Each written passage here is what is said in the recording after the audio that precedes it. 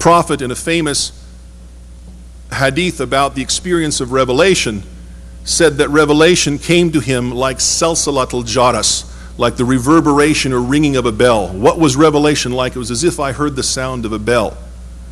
Now, some people take this hadith to mean the Prophet hated the sound of a bell. Other people have taken it to mean that it reverberated in his soul the way a big bell causes a reverberation when you hear it bang or clang. And indeed, this reverberation of Allah's word is the source, the asl of the beautiful example of the Prophet Muhammad.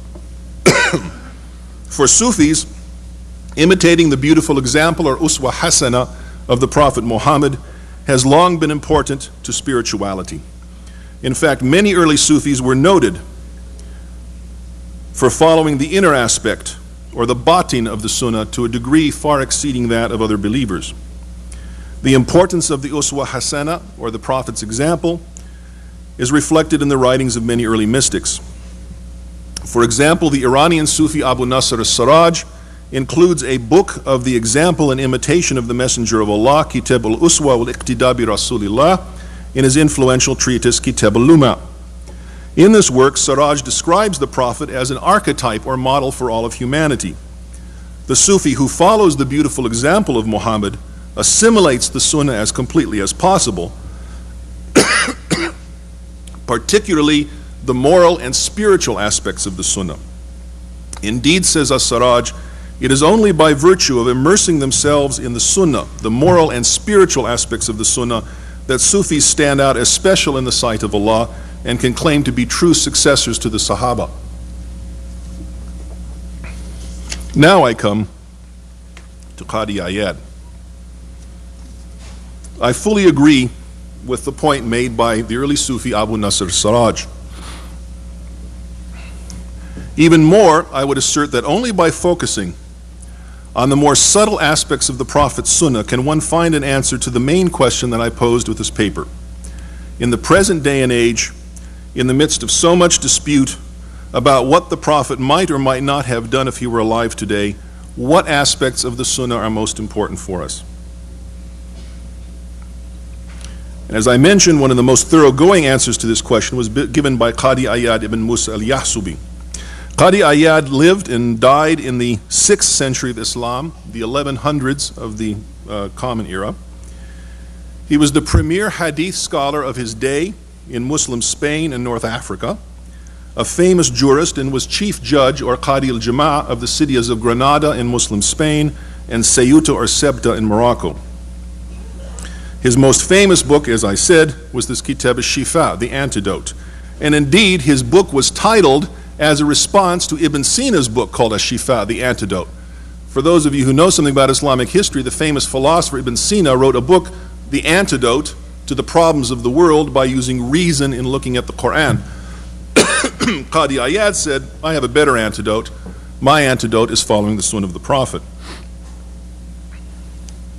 For Qadi Ayad, the beautiful example or uswa hasana of the Prophet Muhammad applied most of all to his character, just as in this hadith that we started with, kana khuluquhu al-Quran. Since many of the qualities of the Prophet Muhammad pertain to prophets alone and can't be shared by all human beings, Qadi Ayad said what you have to look at are the acquired or learned attributes, learned character attributes of the Prophet Muhammad. He said, overall, what we're talking about is something called husnul khuluq, excellence of character. This is the root of everything. And the root of the Prophet's excellence of character is founded on moderation or temperance of spirit. Al-i'tidal fi quwa an-nafs. He said that what shows the essence of what we can call today the Muhammadan personality is the Prophet's ability to put all affairs in their proper place and perspective, and to put everything in its right order. All secondary characteristics of the Prophet grow out of his essential moderation and temperance like the branches of a tree. Among these branches are the Prophet's forbearance, his generosity, his bravery and firmness in the face of death, his sense of shame, his good fellowship with other believers, his sympathy for others, his morals, his humility, his justice, his dignity, his detachment from the world, and his constant fear of his Lord. These are the essential branches, the furu' of the tree, for which the asl is this temperance of character.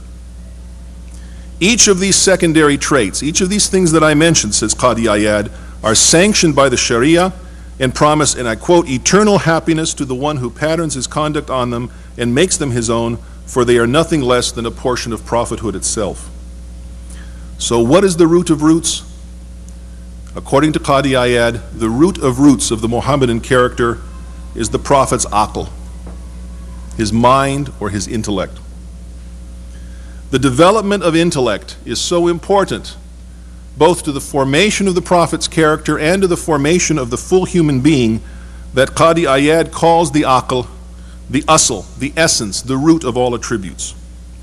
Only through the development of a fully formed and mature intellect and mind can the secondary traits of the Prophet's example, the secondary traits of the moral sunnah, be fully formed and come into being. For Qadi Ayad, the fully formed Muhammadan intellect is characterized by depth in knowledge. In other words, it's ilm, formal knowledge, and ma'rifah, the knowledge that comes directly from Allah. These in turn can lead to other praiseworthy characteristics. Through developing one's ilm, through study, and one's ma'rifah, through dhikr, and through ibadah, one can develop sharpness of insight, quickness in learning, problem-solving ability, accuracy in one's opinion of others, and the ability to foresee the consequences of one's actions. Again, these are all the traits that we would love to see developed in our children as they go through school. This is what education is all about. In the American system, this is done, or tried to be done, through a secular educational system. In Qadi Ayad's Islamic education, this is done through a combination of formal training, as in school, but also spiritual training, as in dhikr. And the upshot of all of it is that once these traits are developed, one comes out with the habit of judiciousness in dealing with equals and subordinates. It is because he possessed this intellectual root of wisdom, according to Qadi Ayad, that Muslims take the Prophet's word as guidance and his actions as examples. If he were not wise, if he had not these abilities that were formed both from formal